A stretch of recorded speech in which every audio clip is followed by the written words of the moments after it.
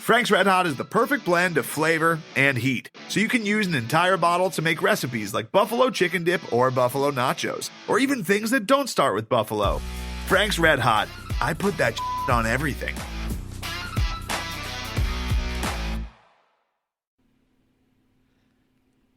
God damn it, Craig. God damn it, Michael. Are you talking about the WSU basketball game going on right now? Or well, I could be. Fuck. This is like I just said, I'm so not used to swearing, so I can just yell, son of a bitch. That's liberating. That feels great. I should start doing that. Yeah, there's nothing stopping you from doing that on your podcast, right? Literally, there's literally nothing stopping you. No, I know. Well, no, when you're in the radio for that business for that long, the FCC yells at you if you. But say Michael, you're not in the radio business anymore. No, I know. You do what you want. Yeah. Screw you, Agit Pie. I can cuss whenever I want. Fuck you. Look at me go. Wow. See? What a start. This is a good place to start. Yeah. But the swear words are appropriate, probably. Craig. All right. Welcome to Podcast versus Everyone with our crossover episode with CougCenter Hour. Emergencies demand such measures. We're jumping the shark. Synergy and whatnot. This is emergency podcast episode. The old pirate has jumped ship. How long did you sit on that? I'm leaving. How long did you sit on that? That literally just came to me. I swear to God. Shut up. I swear to God. I that was on the fly. That's why I had a pause in the middle. Did he also walk the plank while jumping the ship?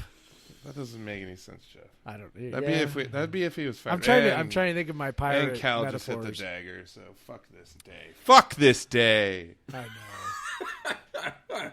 Apparently, defense doesn't travel to Berkeley ever for any fucking team. I thought we decided that just no athletic events in Berkeley from now on. Didn't we? Yeah. Didn't we call Larry about that and that just nobody plays a game in Berkeley ever again? I turned the game on, so I had to coach my kids' basketball practice tonight, and I was like, okay, practice started at 7, game started at 7:30. I'm like, okay, well, I'll listen to some of it on my way home, and then I'll watch the rest when I get there.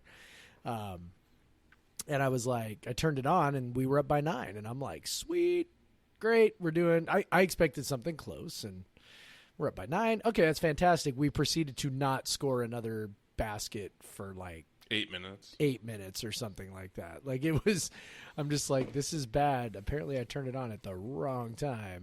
I do, yeah. And I want to, because we're watching the game right now, and I do want to break in my podcast versus everyone virginity a little bit here. Hold on. Excellent. Oh, yeah. Attaboy. Bush Light?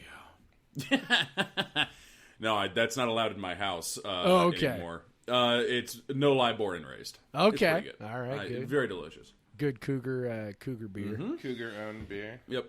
Hey, Cougs just made it 3. Okay, I know they're not. People aren't here for the basketball talk. Yeah. The basketball play-by-play of the game will be over by the time they listen to it. Let's hope when people listen to this, we won the game.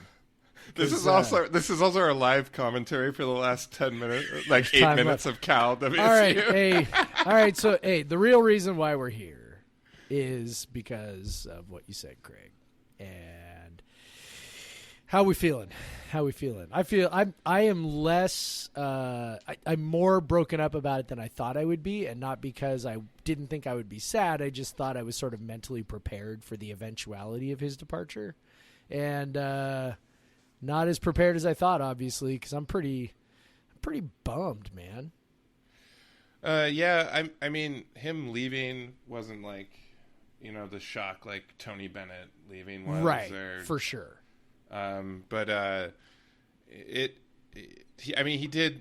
We probably didn't pay enough attention to it yesterday when the report came that he interviewed in Key West with Mississippi State's AD. I think we had just come to just kind of believe that maybe he wasn't going to leave at this point. Well, that's not the first interview he's done. Well, he interviewed with Arkansas. It's not like 3 weeks ago. It's not the first time he's accepted a job in the SEC. So that's also true. I guess we should have not been.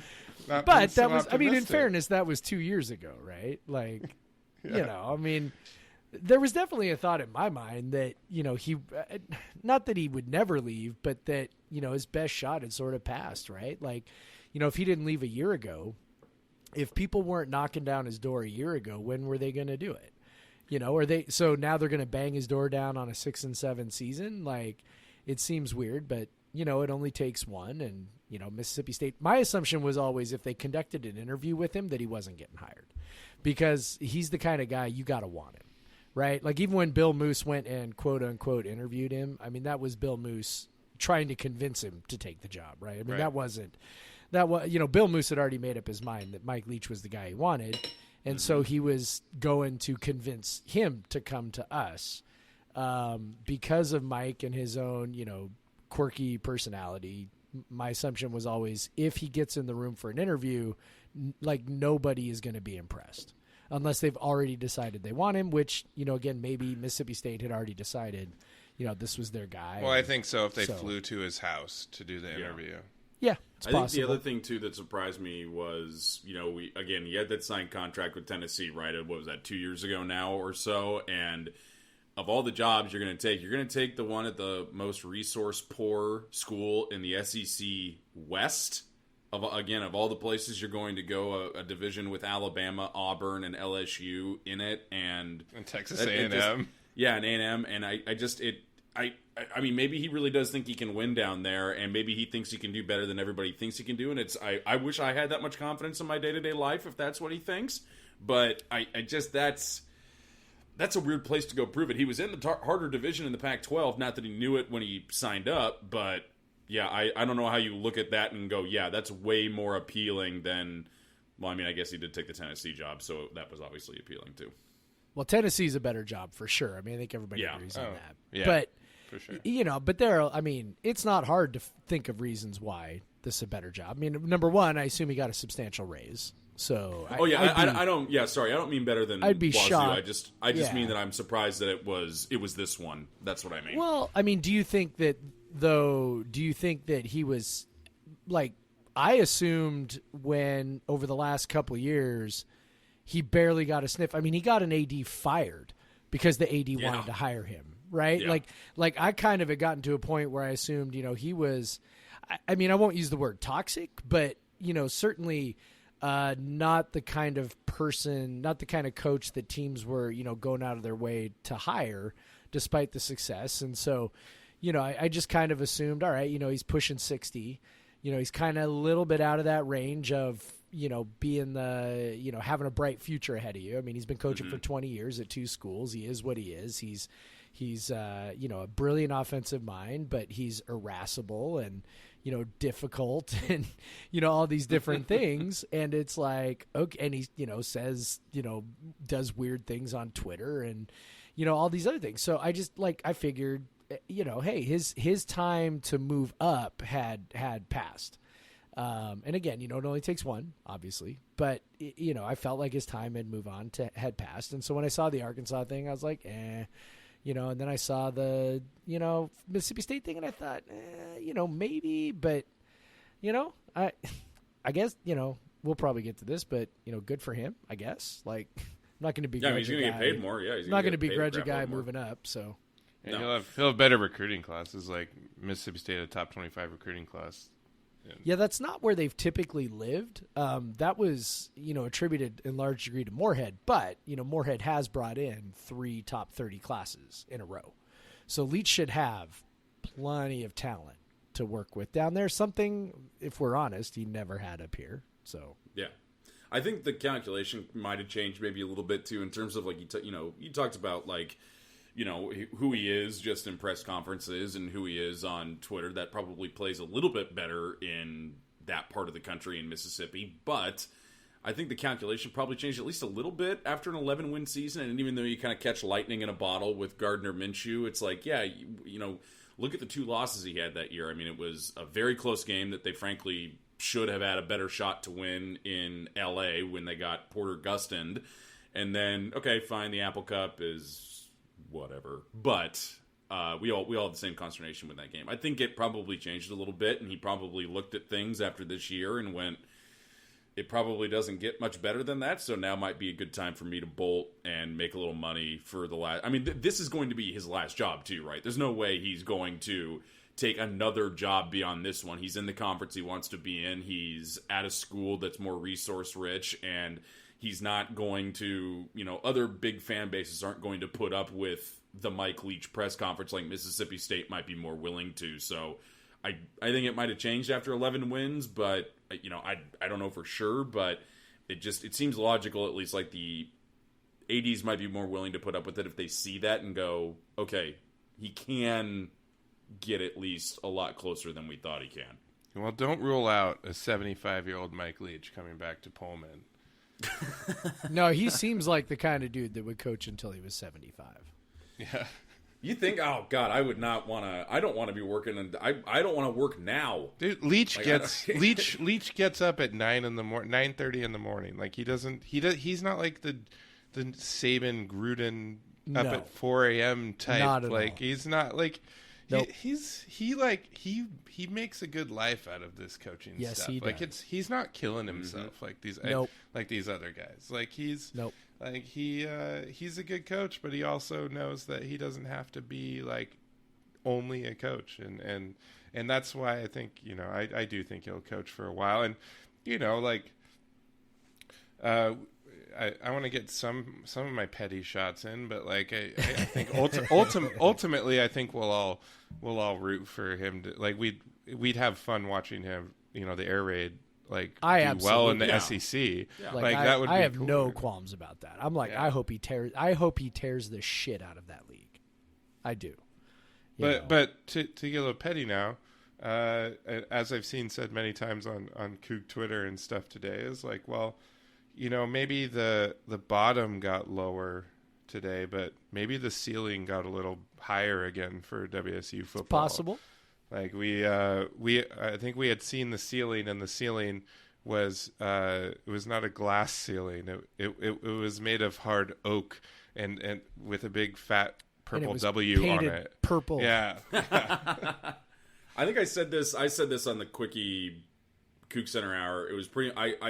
Maybe it's just that he looked at it and said, "Okay, this is all I can do," and the school looked at it and said, "Okay, this is all he can really do." They obviously didn't like shove him out or anything, but maybe Pat Chun's not as panicked as he might have been otherwise, because he looks at it and says, if all Mike Leach could do was not beat UW and win 11 games and still not win the Pac-12 North, yeah, your standard deviations, like you guys said, are going to go wildly, wider than perhaps it would have with him here, but there's at least the chance of winning the Pac-12 with him not there, and also the chance of winning one game because it gets really, really bad at some point.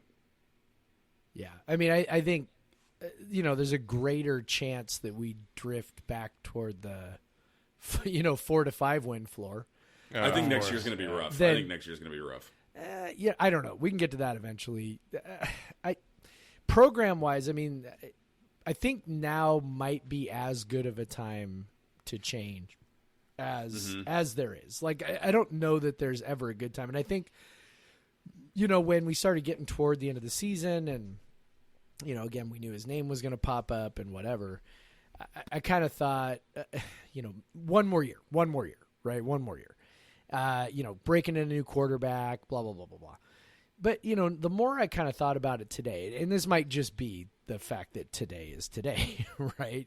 With everything that goes along with that, I kind of thought, well, maybe it's not a great idea to have, Cameron Cooper or Gunnar Cruz running the air raid for a year and then bringing in a new system.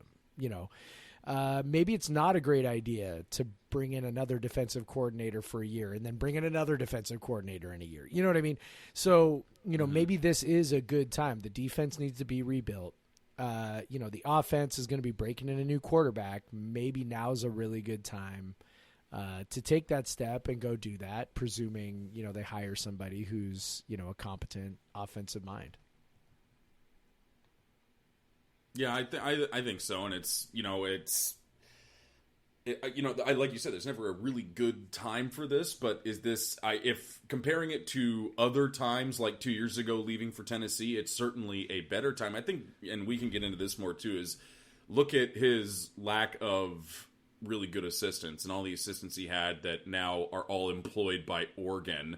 And a point Theo brought up with, Cyrus Habibi-Likio screenshotting, winning the Rose Bowl with Ken Wilson, and he thought it was funny. And I went, no, Theo, I'm weeping at home. Right. I'm literally crying in my bathtub right now thinking about that. So all of his really good assistants are gone. So, and I don't know whether he, what the issue is with recruiting with those guys. I don't get too into it. I know they're obviously not recruiting enough guys in state, duh. But heavy on the sarcasm there. Yeah. But yeah, maybe it's just there. Like I said, there are worse times, and like you said, there are really bad times. But this seems like a not as bad a time as and maybe we're kind of just trying to justify it to ourselves and trying to make ourselves feel better a little bit. But I really genuinely don't think this is a horrible time to be going. Timing wise in the year, it's not great, but at this point for the program, it's not the worst. I think it's going to be tough for whoever comes in. There are 19 offensive linemen on the roster. Like that's a lot. There is not another. I don't know. I don't think there's another coach in the country that rolls with 19 linemen on the roster. Yeah, I actually went. By the way, I went and counted the offensive linemen and the wide receivers, and between the two of them, their scholarships are roughly in the 30 range. It's tough to tell because some of those guys are walk-ons. Especially with the linemen, it's tough to know. But it's about 30 offensive linemen and receivers, which is more than a third of your scholarships going to those two positions. And then like seven for your quarterbacks. Well, it's not that bad. It's not that bad. It was 5. Yeah, it was 5. Yeah. They graduated 3 seniors, so they'll have right now it's 3 for next year. 3. But it's exactly what you're saying, Craig. Like it's a little weird and it's different, and so. Yeah, and it's funny. Like I agree. Like this isn't like I'm just. You just have this fear, especially going to Pullman for. I've had season tickets since 2015, and it has been a blast. Like a couple, a few, horrible games with staying, including the very first one of my season ticket tenure. But like, it's been a blast, like just winning games and like having important games in Pullman and games like USC and games like Oregon and you don't want to lose that. And now that suddenly like under Leach, we kind of felt like there was never going to be bad enough that we were going to be out of like the 6 to 8 win range. But now you see, suddenly that possibility is there. Right. And if Chun doesn't make the right hire, this could be, before Leach was here, we had the Wolf era and it was horrible and it was tough and it was tough to follow Cougar football, and we've gotten so used to following. And yet football. We did it because we launched this stupid site when Paul Wolf was hired. I was pleased to just be a commenter then and could come and go as I pleased and didn't feel obligated to do anything. I was when I was picking out a beer to drink during the podcast, and I almost picked a beer I have called Darkest Hour, but I didn't want to go that. Oh God, yeah, I didn't want to go that dark, So I picked the Crux Tough Love because that's kind of where I'm at right now. Which you've already done. Come on. Yes, I have, but I had another the exact beer. But son of a bitch, Cal just hit a 3. God damn it! Well, you ruined it for me, you asshole. You're ahead of me. Damn it! You ruined my hope. You ruined my hope. We were right fighting. There. We were right there. We had crawled back within 3, and then Cal hit it. Well, you ruined my hope. You know what? Just fuck this whole day. I'm serious. Just whatever. Fuck it Fucking crossover, pull up 3. Fuck that. Unassisted, drains it, doesn't even touch the rim. Like fuck all. And then Bonton does his thing. God, I hate Cal. All right. All right, anyway.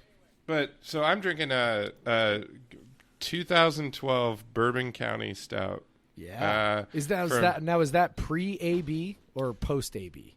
Well, here, I did see the tweet, but I was unclear on exactly the timing. So there's an interesting thing here. So 2012, obviously Leach's first season, so that was there. But yeah, I also I thought it was fitting because this beer was actually brewed in 2011, and then put into barrels before Anheuser-Busch bought Goose Island in 2012. So it was it was brewed. So I like to think it's also was brewed, and then while it was aging in barrels, that's when Goose Island lost their innocence. And so in a way, I felt the beer was perfect. Yeah, it's totally appropriate. Yeah, so that's and it's tasting really fucking good, by the way. And I'll bet. And it's 15%, and it's delicious. God damn. Did they fax the notification of that to AB? Yeah. That's a deep cut right there. That is. That's a deep cut. That is. Hope you're doing well, Marquise. I don't know if the reality of this is really set in for me yet. No. I'm trying. I've tried to. I've written stuff. I've got half a draft of a thing. I've seen all the tweets of Leach in his Mississippi State gear, and that hurt. That hurt more than I thought it would. Yeah, I don't know. It doesn't hurt me at all. I don't know why that is. I'm just bummed. I don't know. Should I be more petty? You guys are obviously feeling in a petty mood. I'm not. I don't know. Should I be? Well, feeling more petty. I don't know if I'm feeling in a petty mood, but I just. Yeah, I don't know. I haven't been in that bad of a mood about it all day. There's no point in my day when I was even when it happened, it wasn't like this. It didn't really hit me like I thought it would. Yeah, same here. I don't know. It's maybe yeah. When it came across my desk, I was like, oh yeah. I don't know. Okay. Maybe it's the fact we're coming off the least successful season we've had in 4 years and 5 years, and then maybe it's how we've just had to feel like we're constantly defending him, or there's all these people getting frustrated over Apple Cup wins and bowl games and Leach's politics and other things, and you're just it just feels well, maybe part of it is subconsciously you're just kind of well, let's go get a coach who maybe wins an Apple Cup once in a while and has teams that show up in bowl games more often, and no one knows what his politics are, and maybe we'll maybe it'll just make our lives a little bit easier. I don't know, but we'll miss those clicks of Leach talking about whatever the fuck random shit he's talking about. I think I would. Yeah. Oh, go ahead, Mike. No, go ahead. I was gonna say I probably would have been more disappointed had this happened after last season, right? This time last year, I would have been a lot more upset. But I think, like Craig said, I just maybe it's a little bit of a weight off, because after the Apple Cup and defending the back and forth with Blanchette, well, not really back and forth with Blanchette, it was more of a fourth with Blanchette, and just his general attitude towards the media and not really being cool with being asked a tough question or two every once in a while, and now it just kind of 6-7, disappointing season. And it's almost like you said. I don't know. Yeah, maybe it's just a little bit of a weight. I'm certainly not as broken up as when Tony Bennett left. I'm not as broken up about that. I'm very okay, cool. Who's the next guy? The difference. It's weird. The difference for me with Tony Bennett was Bennett basically said after 2 years, "Hey, I don't want to leave. I'm good. Yeah. I want to see what I can build here." And then a year later, he was like, "Actually, I'm leaving." Yeah, and Leach never said anything, and never demonstrated anything like that. Yeah, Leach, look, he is who he is, and he was fully committed to the WSU job, but he also was never, he was never not listening to any other opportunities, right? And that's not, again, that's not a criticism. That's. I'll never begrudge somebody for going out and getting what they can get. Go for it. So, and even when he was at Texas Tech, now that's what got him in trouble at Tech for the most part was, he kept looking around and, Tech got pissed and, that kind of one thing led to another. And then they interviewed at Washington. Right. They looked for a reason to fire him. Right. And so imagine that. God, imagine if they'd done that. But that gets back to what I was saying earlier about like when he interviews, like the people who interview him go, dude, this dude's fucking weird, and it's like, I also think you gotta be like, you gotta like want the people do the same thing with me, Jeff. right? But you gotta want the weirdness. No, yeah, of course you do. And you there are have to certain want it, places yeah. where you can want the weirdness, and Like Mississippi Pullman. State seems like one of those places. Yeah, so. definitely. I definitely think like Mississippi State culturally is. I think it'll be fine for him. Everyone keeps saying like, "Oh, the SEC, he'll be under scrutiny." Yeah, but he'll be under more scrutiny than he was in Pullman. I think. I do say this though. But, the one thing you pointed out that I think is relevant is that he definitely does not, sell his soul for football, and I do wonder how that's going to play in the SEC. Yeah. I like that's the one part where I'm like. I am curious when you're not, 24 hours a day committed to football. Up here it was like, yeah, cool. We live in Washington. We've got, we go climb the mountains. All the things that we do up here. Whatever. SEC football is a different beast, and he's not going to change. He's going to be who he is. He's not going to change for anybody. And so he's going to, spend all of his time, all of his free time in Key West. He's going to, he's going to delegate his recruiting to his assistants. He's going to write a book. He's going to write a book. He'll find something interesting to write about in Mississippi. He's going to delegate the recruiting to his assistants for the most part. It's going to be all well and good if he wins. If he doesn't win more than Moorhead just did, people are going to start asking questions like, okay, well, why is he not, sleeping in his office? Why is he not, whatever? And so I am curious to see kind of how that goes. Yeah. You remember, like, I remember having conversations with you in 2014 and stuff like how sick of like the Leach shtick we were. Like just of, he's talking about random shit again. Oh yeah. Like that was when we we weren't winning. When we weren't winning, it was frustrating. And honestly, you look at Mississippi State's schedule; they're not going to win next year.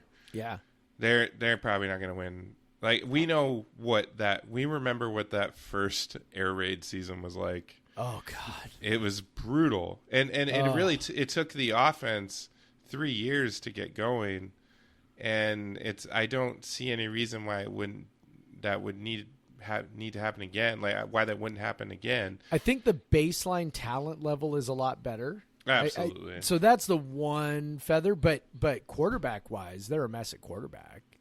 I wouldn't be shocked if he, went the grad transfer route again, tried to get a guy in there right away who could maybe at least be competent.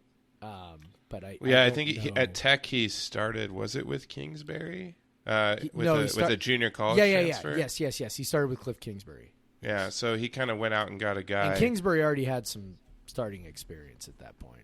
Yeah, if I remember right, which I might not. But. I know. I thought he came in as a junior. I could be junior college, but I could be wrong too. Yeah. But anyways, I don't know. Yeah, I could see him do that. Honestly, I don't want to talk about what the fuck Leach is going to do. Yeah, at Mississippi that's State probably anymore. a good idea. Yeah, fuck that guy. No, I'm kidding. No. Go win. Win. I will be cheering. Seriously, I will not be visiting any Mississippi State boards to be like, you guys are in for a wild ride. Don't do that. No, don't do that. Let don't the do that. Fans go talk about how great he is. It's gonna be so exciting. He's gonna win games and he's gonna lose games, and it's gonna be so fun. You guys gotta let the pirate swing his sword. You just gotta understand. You just gotta understand. This is what you sign up for with Mike Leach. Thanks, Tech fans, for all the memories. You know what's funny? Okay, so here's what's hilarious. We were 8 years into this shit, and people are still coming to CougCenter and being like, "Hey, you know what you get with Mike Leach?" And I'm like, "The fuck?" Yes, I know what I fucking get. I know what we get. He's been our coach for almost a decade, almost as long as he was your coach. Like, come on. Anyway. No, but Jeff, he was at his best at Tech, and he was at his most successful at Tech, and Michael Crabtree and Graham Harrell's gross hand throwing the football down there. All right, before we get into what's next for WSC, let's go best Leach memory first. Yeah. Michael? That's good. I don't, kind of like Jeff said, I got so sick of all the friggin' media questions and Let's like, go football. Look, Let's stick Leach to football. No, I know. Leach is being zany. Who cares? I got sick of it. I'll go the USC game in 2017 because I drove over for that. Like, that was early, great. and it was so fun. And I thought they might be able to win. And I told my buddy, we had a hotel in Moscow for the night, and I was like, hey, if they lose, I'm ditching out Saturday morning. If they win, we're staying all weekend and partying. Yeah. And they won, and I remember, like, I almost cried at the end when Jahad Woods strip sacked Sam Darnold. And then take the knees. We sprinted to Valhalla, and that's my favorite Mike Leach memory. And then seeing him say, it's like Woodstock, but everybody's got their pants on. That was probably my favorite. Yeah, my favorite was, probably last year, that win at Colorado, which was a fairly nondescript win in most every way except the post-game interview in which Gardner Minshew pasted a fake mustache on his face. And, what I loved about that was that, Leach can be, as everybody knows, can be a fairly dour individual and be a little grumpy. And dour, that's a $3 word. Look at you go, like English that. teacher. I'm a fucking English Jeff teacher, lives man. in the $3 That's words. right. Sometimes even $4 words. That's right. He can be a little grumpy, right? And a little bit of a sourpuss. And, post-game interviews, halftime interviews, they're like, well, what do you need to do better? And he's like, we need to, block better. We need to tackle better. We need to do our job better. Whatever he does, right? And so, there's this post-game interview. And, in that moment, Minshew throws that mustache on his face. And it's so goofy and so silly. And everybody's having a good time. And it's a game that we won, fairly easily. And, like what struck me about it was that the way he just rolled with it, because I don't know that he did that a year or two before that. And I know that, and this was on the heels of, Tyler's death and, just, half of his assistants leaving. I mean, really 2 years ago, when he was poised to leave for Tennessee, had he left at that moment, who knows where we're at right now? I think it's pretty likely we are not, maybe I don't think it's good. Maybe even looking at the kinds of coaches we're probably looking at right now. It's really that, the program could have been left in shambles, right? Yeah. And so, Gardner Minshew shows up, the team has this, just sort of magical season, game day, all of that. To me, the one moment that sort of signified both, the fun of that, but also, just the way look, I know that Tyler's death hit Leach really hard, and he never talked about it. But I know for a fact that's true. And, to see him sort of, loosen up in that way a little bit in that moment, because that's not a moment in which he's typically loose, if that makes sense. Like he can be goofy and silly. It's not typically, right after a game or at halftime or whatever. And to see him sort of really enjoy the ride last year, which I think he did to a greater degree. It just seemed like he had a greater appreciation for the ride last year, just like we did. It seemed like he was sort of savoring what was happening. So that was the moment which I think like he's enjoying this. We're enjoying this. We're all together. And even if, I would love for him to stay, we've got last year, and I'll always remember last year, which was one of the most special seasons. It didn't end in a Rose Bowl, but for me, it's right up there with, 97 and, 2002 and 2001 absolutely. Or 2002. It's right up there with those seasons. It really was that special. And given the context of, Tyler and everything else, it just, that's the moment I'll remember, because it just, I think, sort of encapsulated so well kind of the whole ethos of last season. Yeah. Yeah. And, so I don't know how to follow that up, but talk about game day Jeff, or something. Yeah, last, man. game day was awesome, but we've kind of beat that one to death. There's a couple I was thinking of. As far as like I wasn't there was the win over UCLA in 2015, the last second touchdown. That just Leach's face, like that was one of the few like moments of like emotion we ever saw from him. Like he stuck his arms in the air. Well, because it was really so. WSU they'd had the win over Oregon. I think they were already bowl eligible at that point, so we were excited about that. Yeah, no, I think they were sitting on 6, right? Yeah. So I think that got them to 7-3, but like that was really the first big win, like over a ranked team on the road. And the dramatics of it, you know, the rise of Luke Falk and all that, and then you get Leach like throwing his hands up in the air, which I'm guessing.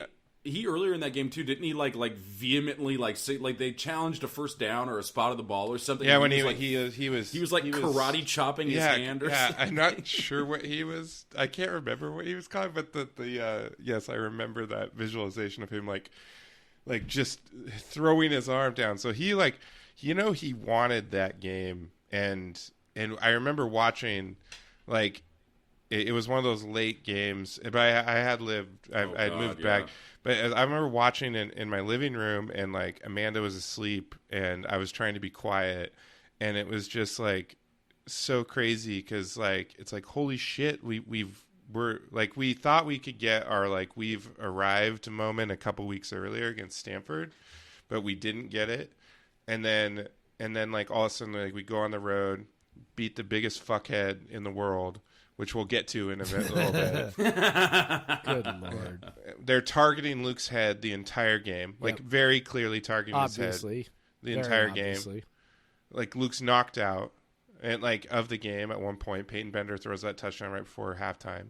But, like, they come back and they win in the most dramatic fashion. And in a way, they won, honestly, that year a few times. Well, and it went right to Gabe Marks, too. You know, Southern California boy, just like... Yeah, it was perfect. Yeah, it was a great win, and I see runner-up would. It's funny. It was the Oregon State game this year, just because it was like this. That was exactly the game that we all thought we were getting every week when Leach was hired. Right. And to get bowl eligibility, I don't think I've never been so happy to see like a 5-5 team get a, like I don't think I would ever. So true. Like so well, just like the delirium when they came back and won that game. Hell yeah. Like it was it matched like the level of happiness I was after the Oregon game and USC. Like it was just like I know we can't rush the field, but I just want to give all the players a hug right now. Jesus. Yeah. But and they were so excited too. Like Gordon did the whole, bowling thing, rolling his helmet out there like a bowling ball, and Bernard backflipped and caught a penalty. Yeah, right. Should have gotten. Yeah, don't get excited. No, don't have fun, kids. I think I jumped up on the coffee table for that, and I actually got told to get down off a coffee table for the first time in like 15 years. Yeah, that was. Yeah, but yeah. So there was good times. There were so many good times. But we got to be a little petty. Just what was your least favorite moment of the Leach era? God, all of the Apple Cups. All of the Apple Cup. Well, except for one. Shit, the first one. David, that well, okay. Jeff pick one. You know what was great about that? By the way, you know what was great about that first Apple Cup is that also we got our shit kicked in for 3 quarters too. Like. No, like only 1 quarter. It was 1 quarter. It was the third quarter. Whatever. On. We were losing for 3 quarters. Anyway, whatever. I was pissed off when I rushed up I-5 to San Francisco from LA to watch that game at my mom's house. I was so angry for 45 minutes. Yeah, I mean, if I had to pick one, so for me it's like 2 of them. So sorry, I can't pick one. Last year's Apple Cup was huge just because of what it meant. Like I think like the other ones where we had a chance to, win the Pac-12 and with a win, whatever, it didn't feel like, I don't know, like losing to Washington was like, whatever, they're really good. And, we lost. Okay, fine. Last year was like, okay, we really got a chance. And then the fucking snow comes and you're like, okay, whatever, and that's the end of that. The one that I really hated though was I think it was 2015. It's 2015. That was not coincidentally the last Apple Cup I attended in Seattle because the experience Also was so the last Oh, I will attend in Seattle. Yeah, I mean it was so you and I were at that game. We didn't sit together, but we both went to the game. Yeah. And I remember sort of texting you at halftime being like, do you have any booze? Did you sneak any booze in? Because I need some booze. Like, this is terrible. Because Peyton Bender at that point was, falling apart. And, and Husky fans Remember were when people such... thought he was better than Luke Falk? Husky fans were such colossal shitheads to me during that yeah. game. I almost got in a fight with a guy on the way out of the stadium, which was Same. nice. Because he was just being such a colossal dick, and it was, and of course I'm not good at restraining myself in those situations, which is why I've decided never to go back. Because I'm like, I don't need to lose my job as a teacher because I fought some dipshit at a Husky game.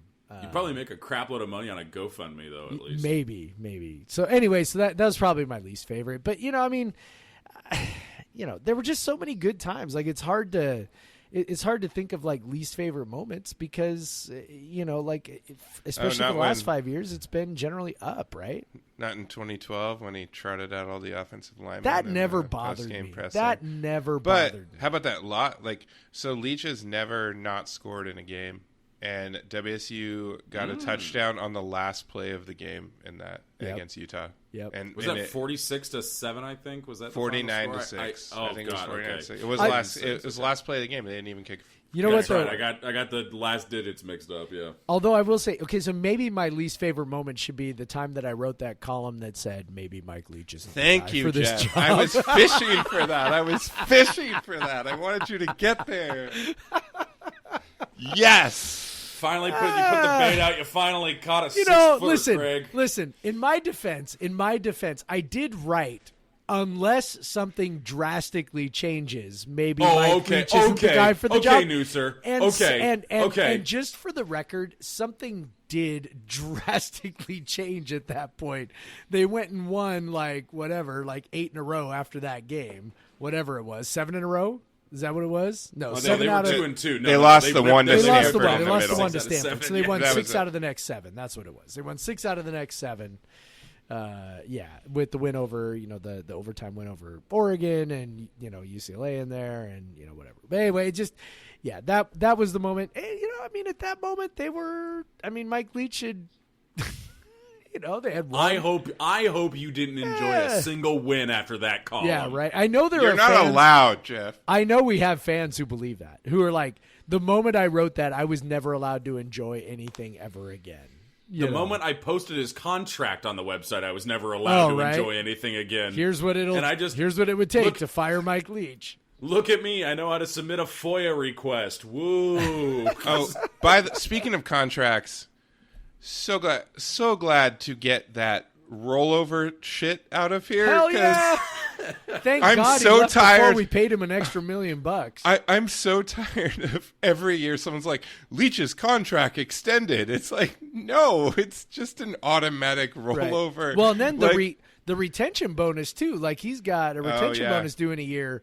Like now that's $750,000 we don't have to pay. Plus we get a $2.5 million buyout. 2.25.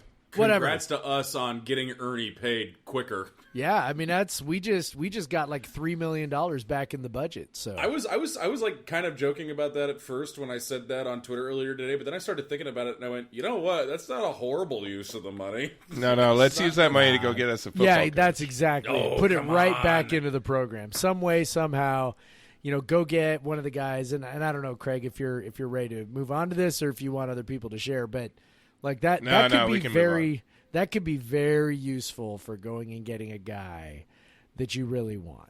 Because we were paying Mike Leach, damn near, we're paying what, $4 million? It was right? over $4 million. $4 million. It was over $4 million bucks. You start thinking about some of the candidates that were coming up, and I know typically, we have shot fairly low as a program typically, right? But and not that $4 million bucks or whatever it was, 4.25. Not that like puts a coach, near the top of anything. It doesn't, but it's certainly a competitive salary, especially if you start thinking of, group of 5 coaches who are successful, guys who are coordinators right now who are successful. Maybe they're making $1 million as a coordinator. If you can offer them, $3.5 million, $4 million. I mean, that's, that puts you in a place where you can be competitive, and the buyout, and also, minus that retention bonus that you were going to pay in a year, that really maybe changes the calculus of what Pat Chung can offer. Let me ask you guys a question. Would you,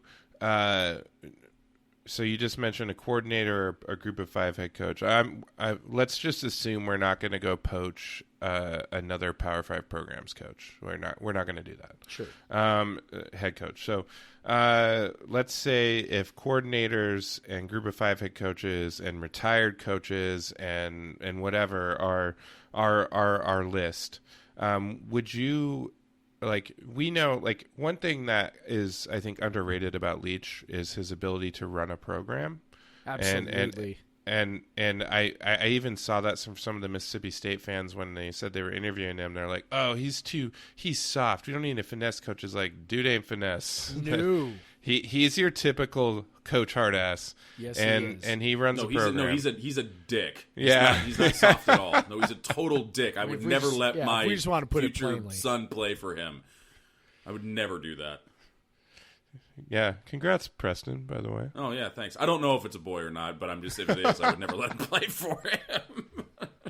But anyway, so given that, do you would you rather see a group of 5 type who has run a program, or would you rather see maybe go the route of an offensive mind, but they're a coordinator, like who might fit the roster better, like as an offensive coordinator who might fit the roster better? Or maybe you can have both with some guys, but I think I could start off by saying I would want a guy, I think, at least right off the bat, that's better suited for how the team is constructed right now. I don't want someone coming in and, Troy Calhoun got thrown out by Athlon Sports, and I can't think of anything more horrifying than trying to take this roster and then run the triple option with it. That just, it doesn't strike me as something that they really need to be doing. So I think, I'm kind of not answering the question, but I guess it would just be someone who can come in and kind of keep the ship going in the same direction offensively. Defensively, you're going to need to make some big changes because of how piss poor the defense was this season, and it obviously needs a crap load of rebuilding. There's no way in hell you're never going to be able to do that. So would you say that the ability to kind of keep the offense going in the route it's going is as important, more important than a guy who can build a program? If you gave me the option between the two, I'd probably choose the guy who can build the program, even if it meant taking a hit for a year or two. But if you could, if what you could tell me is like, look, this guy knows how to build a program and he's going to have this team pointed in the right direction. It's just going to take a couple of years. Yeah, it's going to suck a lot, and I want to go to the Vegas Bowl so bad and win 6 games and just go to that bowl, although it's going to be much better. I know it's going to be much better next year, though, too, so I can't wait to go to Shreveport. But, oh, God. Yeah, I would take the program builder in that case. I'm going to be pretty happy with whatever because I trust Pat Chun implicitly with this, but I would probably go with the program builder in that case, in that scenario. Yeah, I'd agree. Like, and it doesn't even need to be like a program builder. It just needs to be someone who is invested in, like someone who knows what they're doing. I guess is what I would say. Like, yeah. Look, I don't think we're in, and I think that Pat Chun alluded to this during his news conference today. We're not in a place anymore where we need to, take a chance on somebody. We're not in a place where we need to throw, a modest contract at someone who has potential but really isn't in demand. Now, are we, throwing a crap ton of money at somebody who's already successful at a Power 5 school? Of course not. Like, we're obviously not in that tier. No. But, when you think of, okay, so like the name I'll throw out is, of the guy who I consider to be, to me, kind of the best hire would be a guy like Brian Harsin at Boise State. Like, I think that would be a spectacular hire. It's a guy who, grew up, Boise State guy, grew up under Peterson, West Coast recruiting ties. He has recruited as well as we have. He's lured some 4-star guys to Boise. Maybe that's because Boise is paying people. I don't know. But, he has lured some 4-star guys, including their current. That's Albertson's money there. Do the bagmen come with? Maybe. So it's like, he lured his quarterback that he signed last year, his freshman quarterback, Hank Bachman. It was a higher rated recruit than anybody Mike Leach signed other than Gabe Marks. So maybe Harsin's the guy. Well, he's making, I think, $1.75 million. I think that's what Mark said. Yeah. The buyout's like nothing. It's like $250,000 or something silly like that. And so it's like, okay, so you hire that guy. Well, you can offer him, $3.5 million and double his salary. And, we can do that now. We've proven we can do that now. So I don't imagine that Schultz and Chun are looking to cut corners right now. I really don't think so. I really do think they see the value in the strong football program. So it would not shock me if they went up to, $4 million for the next guy, if it's the right guy. Mm-hmm. So, I feel like, we're in a place to go get a guy that we're really comfortable with, that we really like, that we think can be successful. I really think they see the value in getting the right guy and not cutting corners. And I don't think that means, again, going and getting, like Craig said, going and getting a successful Power 5 guy. But I do think that means we're not hiring, the next Paul Wolf. We're not looking at, I know Beau Baldwin's name has come up, and I'm just like, fuck that. Like, that dude, listen, I have no inside knowledge, but that dude was getting fired at Cal. Like, thank you. That's why don't want him. That is why you take a head coaching job at Cal Poly. You're not taking that job unless Cal is like nudging you. I think, I said something similar to that. It's like you don't go from being an FCS coach to a OC to P5 back to an FCS coach without a hey, you're totally not going to have a job. We're probably going in a different direction, and so maybe you should look around. So anyway, that's not the kind of guy we have to hire anymore. We are not in that space anymore, and I have no illusions about what we are. Pretty realistic about what we are, but we are not in that. We are not in the. And look, Mike Price was in that space too, right? I mean, he was the head coach at Weber State. Like, we're not in that. Dennis Erickson was a coach at. Oh frick! I'm like losing my mind right now. But anyway, we hire these guys from places that are fairly lower tier, much lower tier, nondescript places. We are not in that space anymore as a program where we need to do that. Yeah. I know we just said Beau Baldwin, fuck no, but let's get in the biggest fuck no of the day that we've seen pop up. Jim he was at, by the way, Erickson was at Wyoming, by the way. There we go. That's right. He went from Idaho to Wyoming to Wazoo. So, yeah, there we go. Anyway, the biggest fuck you of the day. Fucking Jim Mora. Are you kidding me? I will fucking riot if that guy gets hired.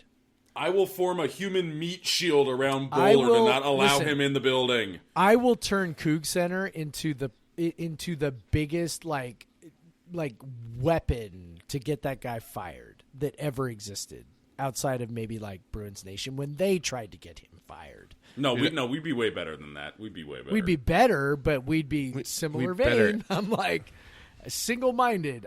This guy needs to be. He's such a douche, and he's.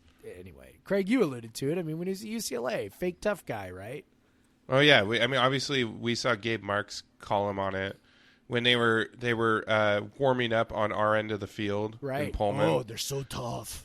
Yeah, they were the fakest tough guy. Like it's all about his tough guy image is just it's a load of bullshit. Didn't they do it like twice too? And the reason he called him out on it was because they did it his freshman year, and he like literally called them out that week, and then they did it again. Yeah, it's okay. That defies logic, but all right. That's like their version of toughness was headhunting and all that stuff. So yeah, they totally didn't though.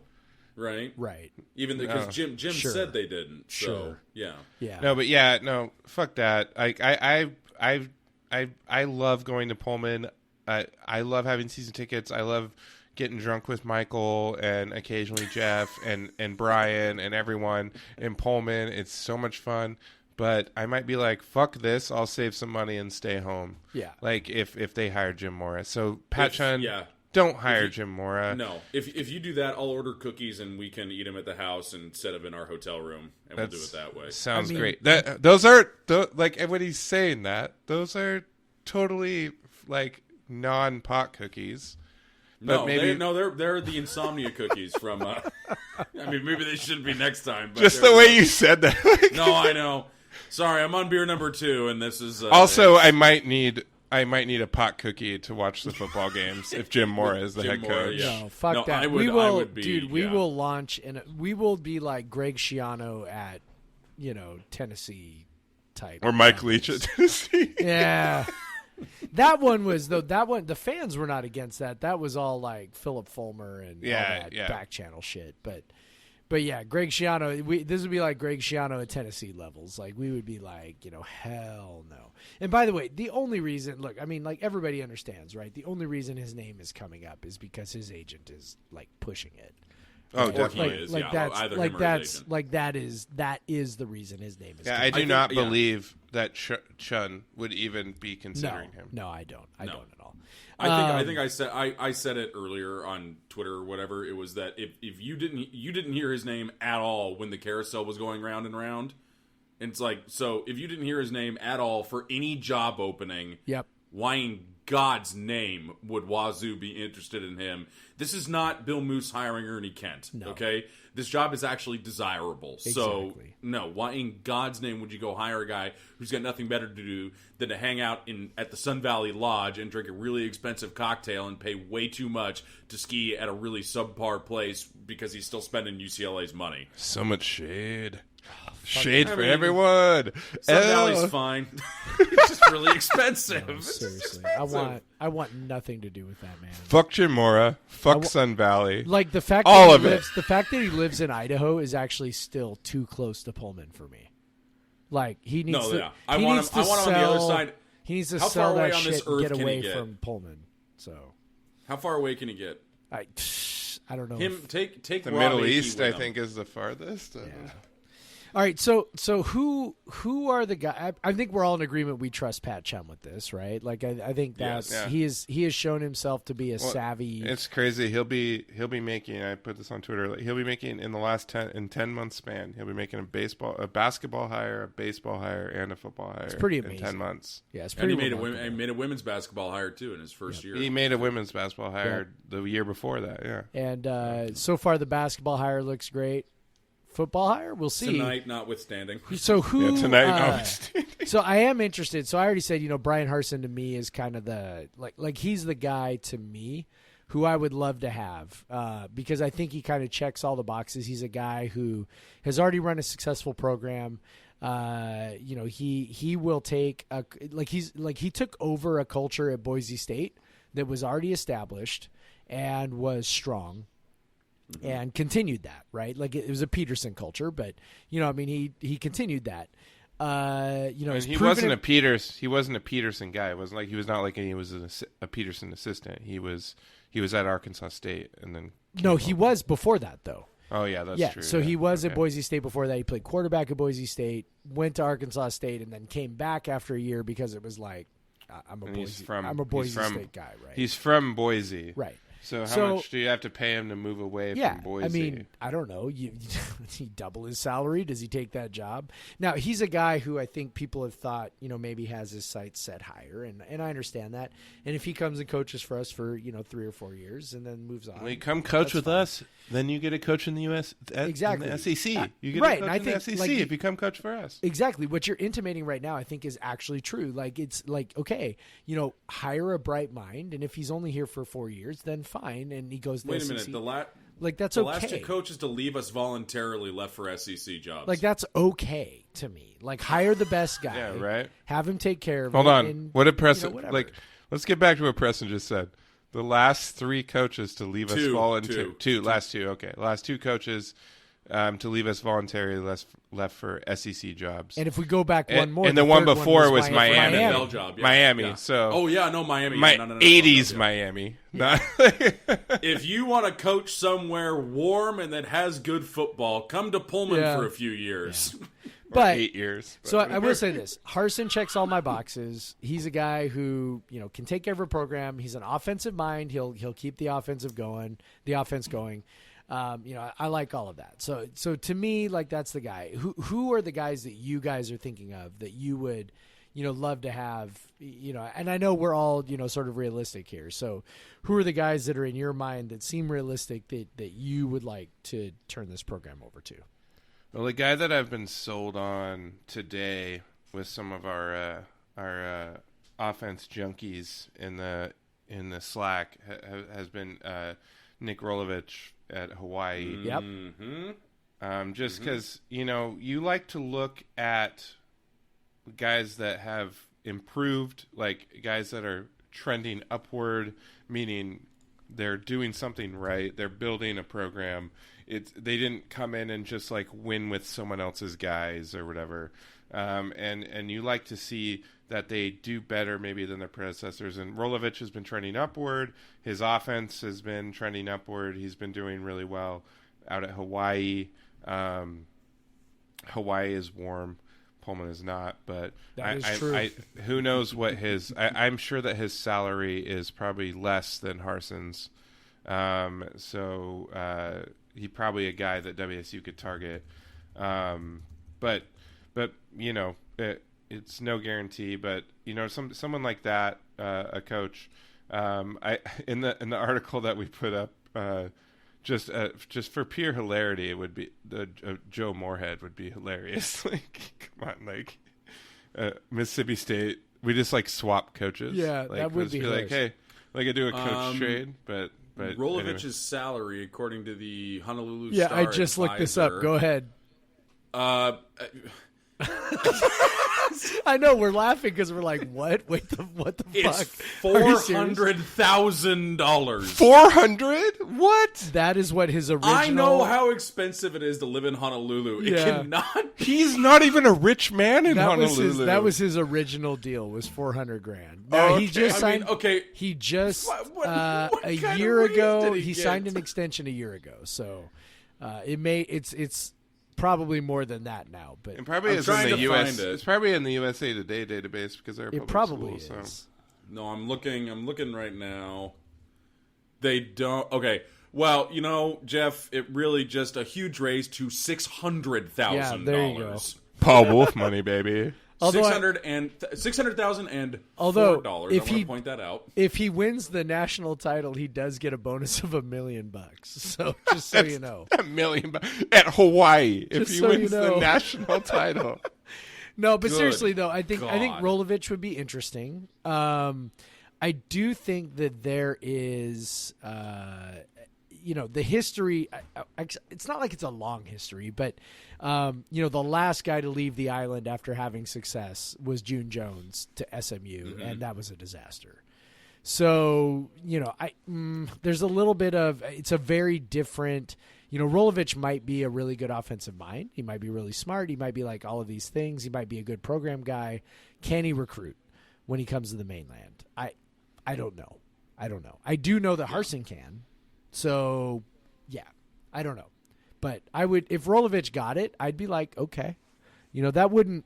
I would not be upset about that. Yeah, I kind of agree. I wasn't the first place I went like Craig did, but like reading up on it more and more, it kind of. It was encouraging. I mean, he was the OC at Nevada, so he did at least recruit over this way for a while, right? I don't know how successful he was, obviously, at Nevada from 2012 to 2015, but enough to beat us in Reno.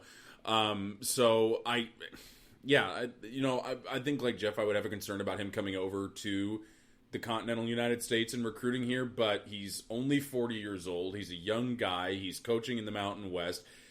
Yeah, he only really knows Hawaii because he's been over there for a long time, and he's kind of a native son, quote unquote. But I think too, when it comes to like facilitying somebody, Brian Harsin has some pretty good facilities at Boise State. I still think that stadium's a total dump Not that a lot of people in Boise probably think the same thing, and they think the same thing of Martin Stadium. But I don't think, Harsin has some good recruiting ties. It would be difficult, I think, to get him to Washington State, like you pointed out, Jeff. Like, maybe he's got his sights set a little higher than Wazoo.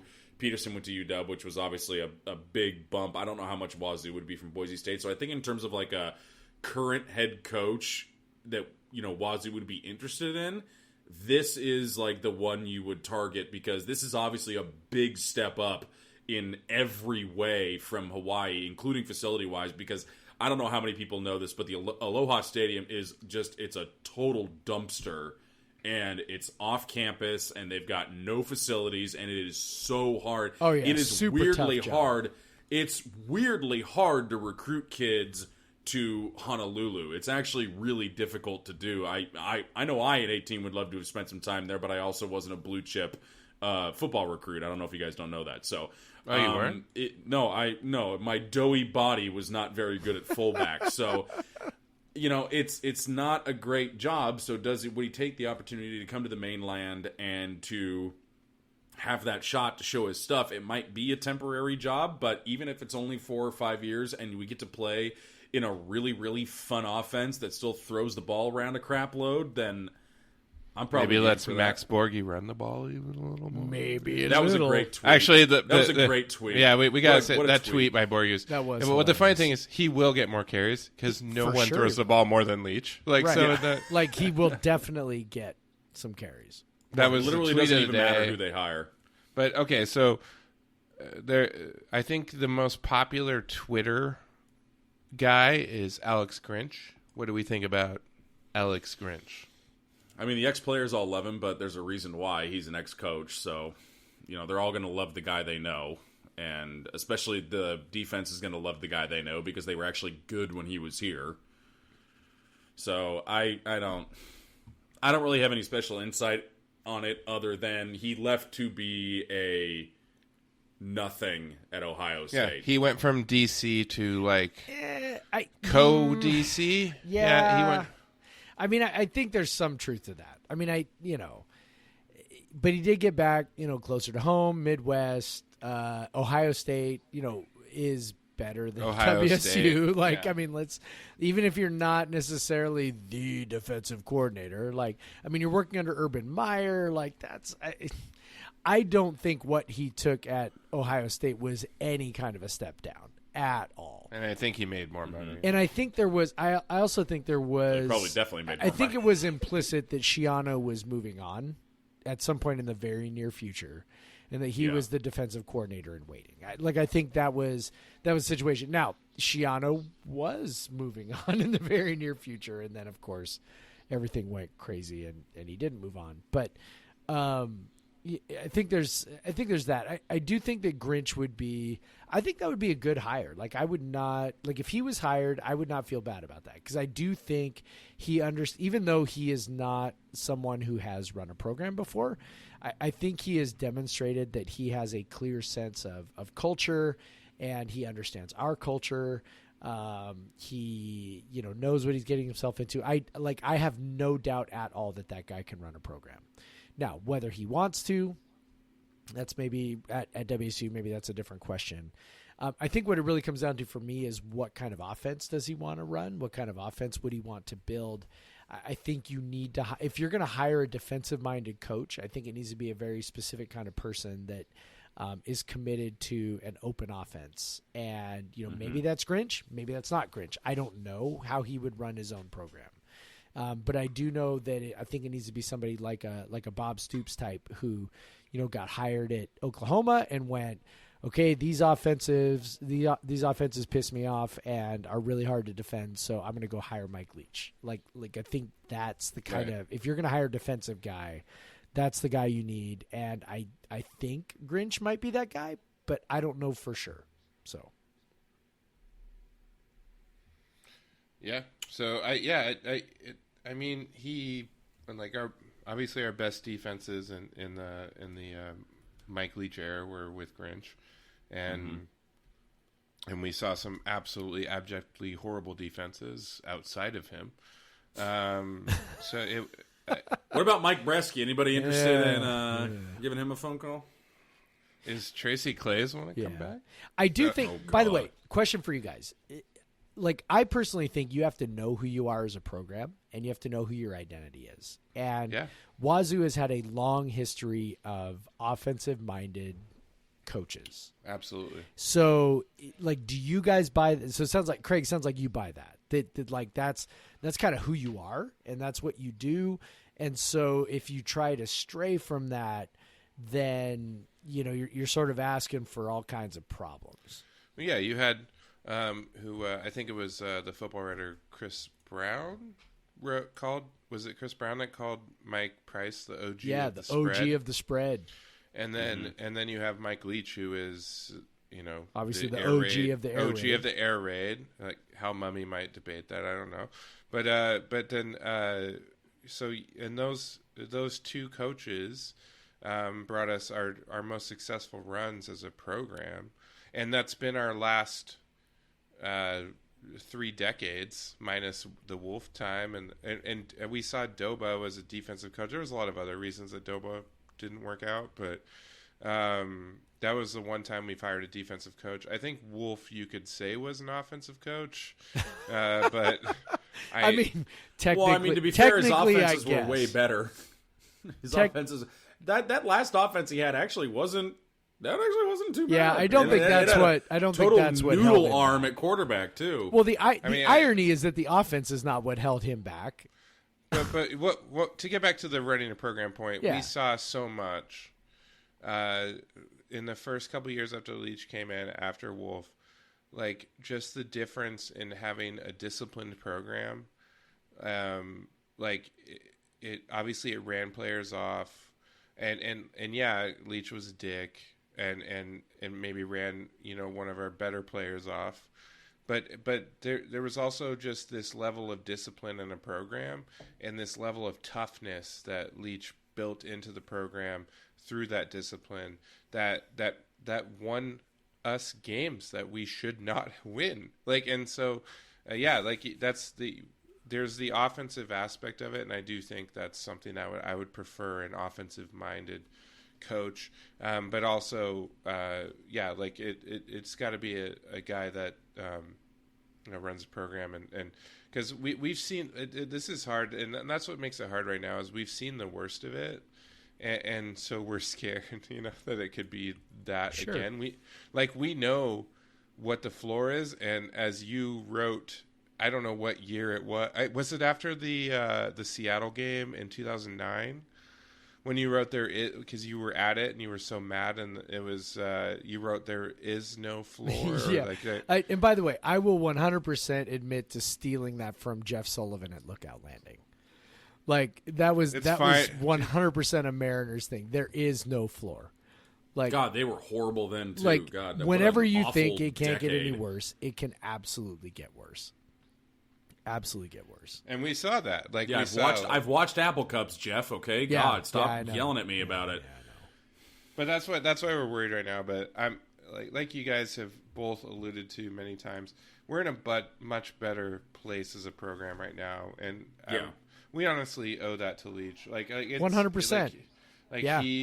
He built us into a legitimate program that like he's proven that you can win games in WSU in this era and not in different eras, and so that combined with the fact that our facilities at least in the middle of the conference still, and so it's but I think like you said, Jeff, we have a pick of guys and we have an AD in charge who's going to be very thoughtful, and make a good choice, and it's probably going to be something that we'll be able to talk about next week, and so it's going to come really quickly because it's that time of year. No one's, this is the time that you hire coaches that quickly, obviously, but I think we should. I'm going to go ahead and read the statement, and hope I don't get misty-eyed when I do this.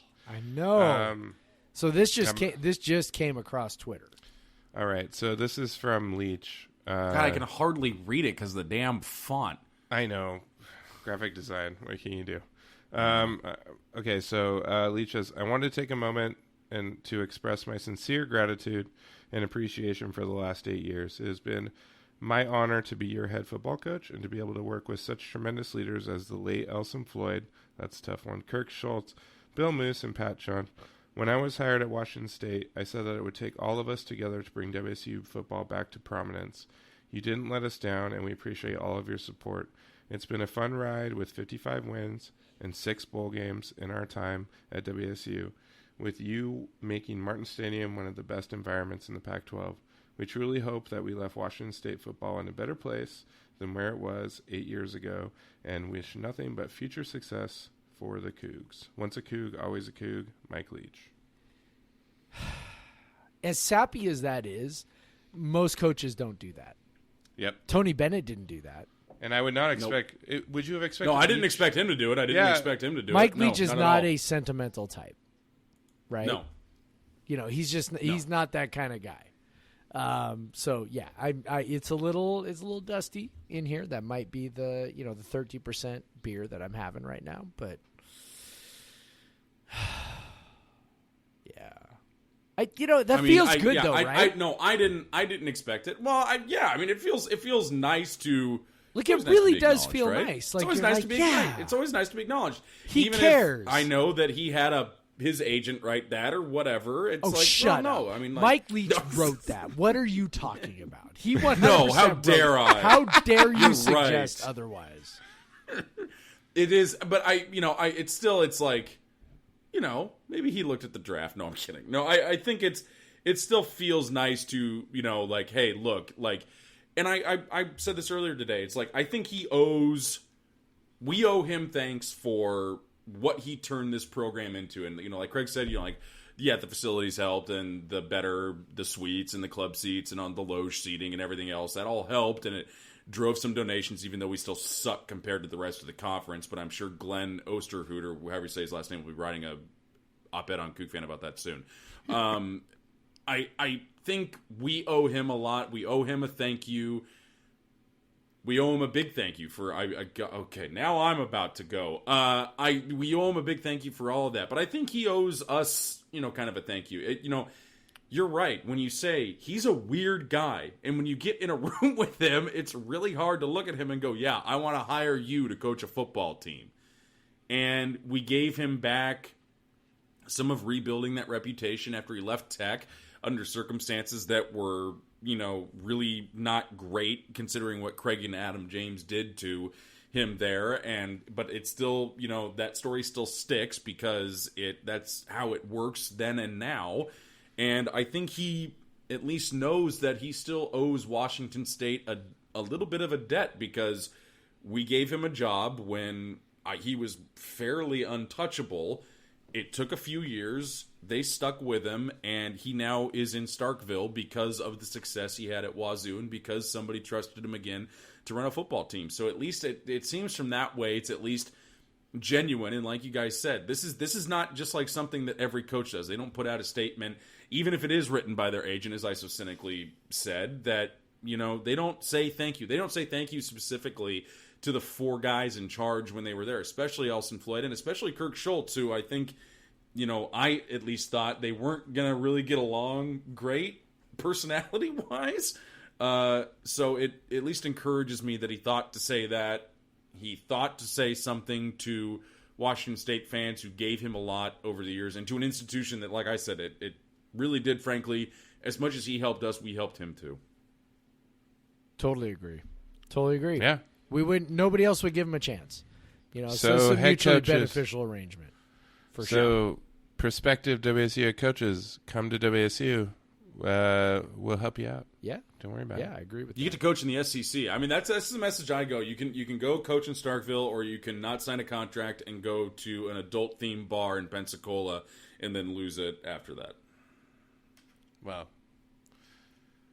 don't do that. I don't think Leach is going to do that. No. Well, You're saying the other guy. The other guy did. He's a good Mormon. What are you talking about? I'm not saying that Leach is not going to go to an adult-themed bar in Pensacola, because he absolutely would do that. No, yeah. But I think the rest of it he'll be fine with. No, I'm just really I'm dovetailing this horribly as I usually do on my own show. So now I'm doing it to this you guys. podcast is generally just a giant dovetail. Yeah, that's pretty much true. With lots of swearing in between. Yeah. Fuck yeah. But man, yeah, okay. Now I don't know why I read that. Now I've put a dour mood on everything. Okay, I'll ask something. good word. I'm the first person. God, again, I don't even know how to say that. I'm a comm major. I just learn words from Jeff, and then I have to look them up, and then I just learn words from Jeff. I'm now too. Now I have to look up. How do you spell dour? D-O, like the dour. D-O-U-R. D-O-U-R? Okay, fine. I knew the word before. I just typed in dowry, and that's not right. Dour, relentlessly severe, stern, or gloomy in manner. Oh, Jesus! Wow, that really does describe him to a T. So, I am encouraged. Obviously, we talked about how much you trust Pat Chen. We talked about the guys we want. Does this make you interested to go to Night with Cougar Football for the first time in like forever? Because it actually does make me somewhat interested to go. Yeah, absolutely. Because, I think it was cool. WSU said, you get to meet a new coach if you come to Night with Cougar Football. But yeah, like, Night with Cougar Football, it's been like, yeah, maybe you'll meet one of the new assistants, but you're going to hear the same message about, how Leach came to WSU or whatever. But yeah, I think it's cool, and I'm not here to promote those events. It's not what we do, but I'm more interested to go, and I might actually try to go up to that one in Bellevue, even though it's even the, like, I know all y'all who live on the east side or in the east side of the state think everything on the west side is the same.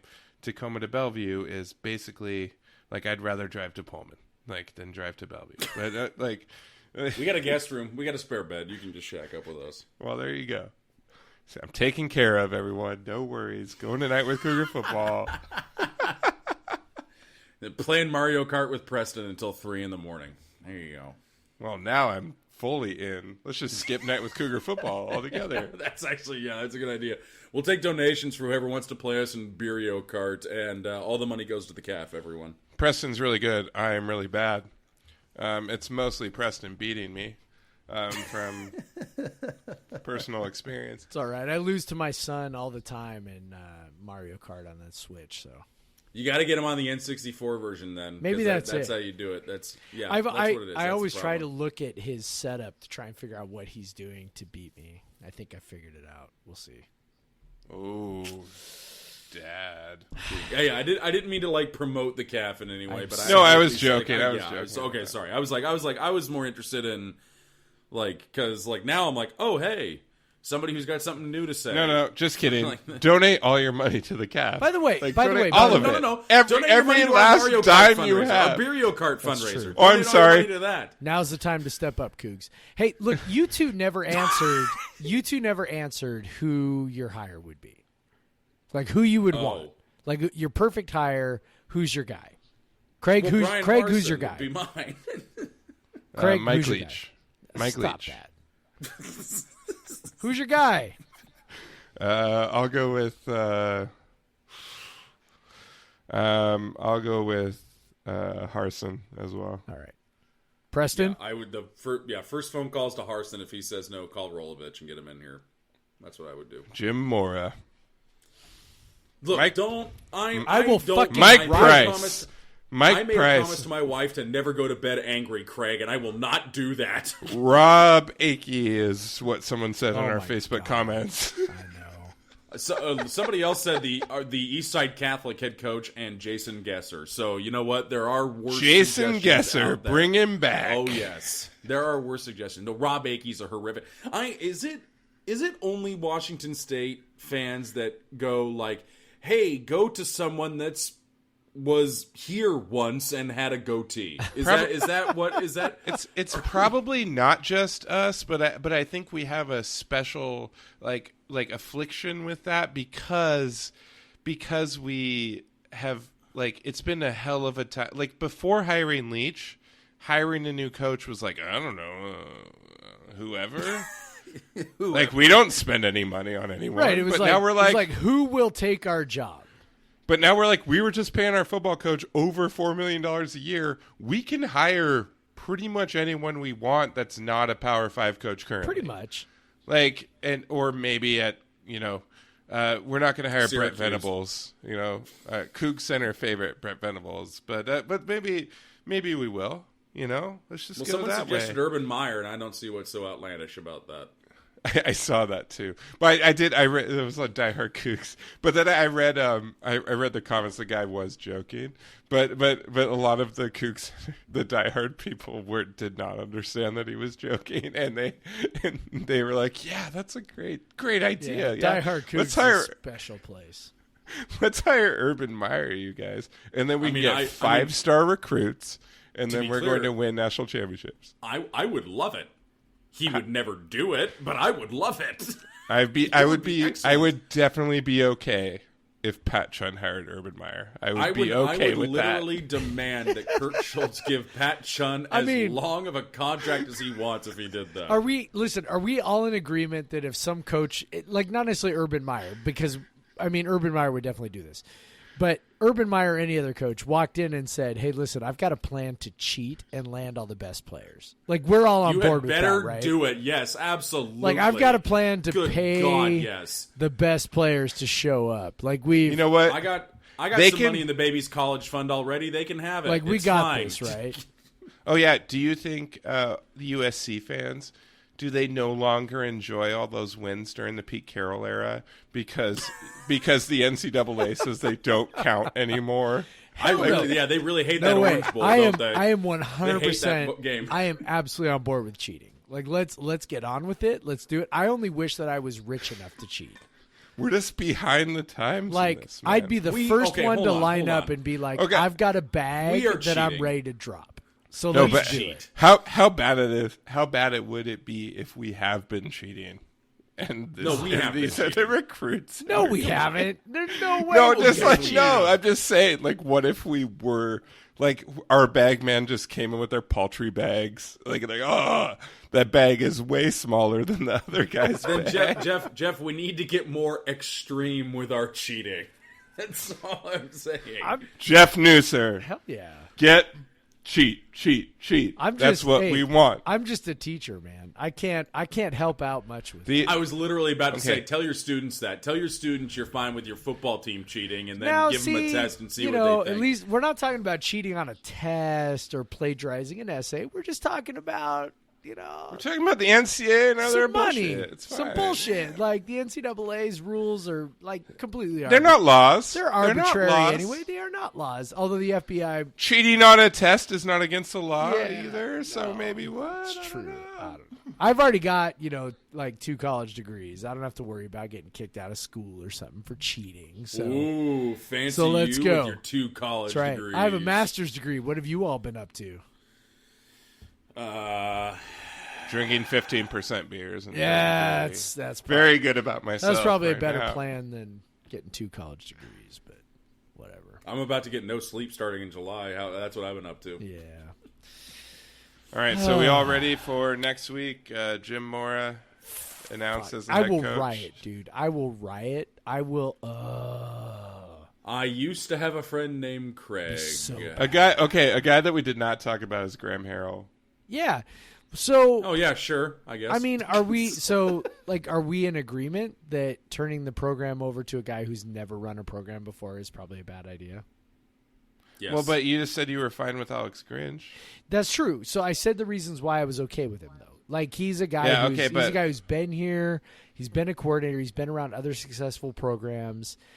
I feel like he ran the defense. Harrell has been here. Okay, but I will say this. I feel like Grinch ran the defense here as a head coach would run a program, if that makes sense. No, that totally I felt makes like sense. the defense had a strong culture. They had a strong identity. I feel like he knows us in a way that Graham Harrell doesn't actually. You don't want to give a guy that is my age, me. You. Like, roughly me. Oh, I know. Hey, listen, when I looked at Harsin and I looked at Rolovich, and I'm like, these dudes are my age, I'm like, shit, what have I been doing with my life? But anyway. Yeah. No, Graham Harrell is my age. Yeah. We went to college at the same time. Yep. I think he's actually a little younger than me. But yeah, it's this picture you put on the article makes him look like he's 12. Of course. It was the only one that was in there. I think that the reason he comes up is air raid, baby. No, it makes some sense. I mean, if you're going to give it to a coordinator, like, he'd probably be the guy, right? Of course it makes a ton of like sense. an offense. And if you're SC giving it to fans an are all offensive sick of him. coordinator, They're all sick he's of the him. guy. Yeah, no, he's the easy one. I mean, we could go into Seth Luttrell at North Texas, but I don't know enough about that. And it's the only one I really heard. I've heard Craig Bull and Troy Calhoun, and that both. I was like, no, I want no part of either that. one of those guys. No, I don't Listen, want to do that. I think what this program needs to, if we're saying, okay, what does this program need to take the next step, right? If we're like, what's the next step? Well, then the next step is upping the recruiting. Like that's the next step. Absolutely. Yes. Okay, so if we're saying, and again, when we talk about the floor and the ceiling stuff, like, Mike Leach's ceiling was most likely limited by the recruiting. If after the last however many years, you could not elevate the recruiting into top 40 status, in the 30s, right? And land 2 to 3 4-star kids a year. Like if you could never get there, that was probably going to always limit what you could be. So if we're saying, all right, what's the thing that's like, if our plan is to go next level, right? So maybe the plan is, just status quo. If it is, I actually kind of understand that. Like if you're looking for low risk, keep the status quo, whatever, I understand that. But if your plan is to take a next step, then you need to be looking at a guy who can recruit.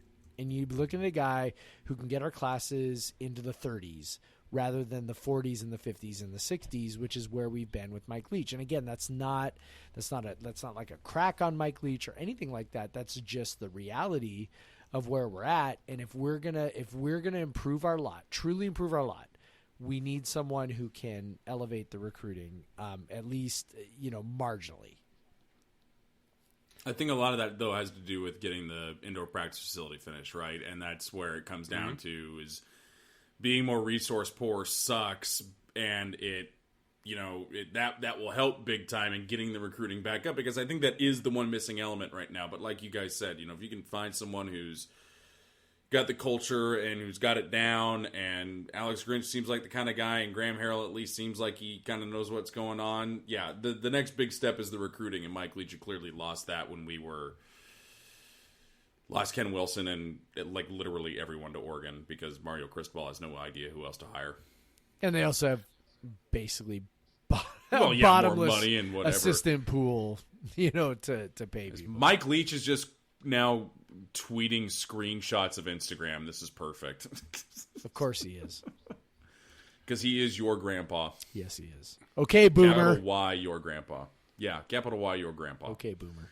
That's what I think Mike Leach is having a little bit of, he seems like he's feeling like he's just sitting in his wherever his hotel he's staying at right now. He's just Starkville.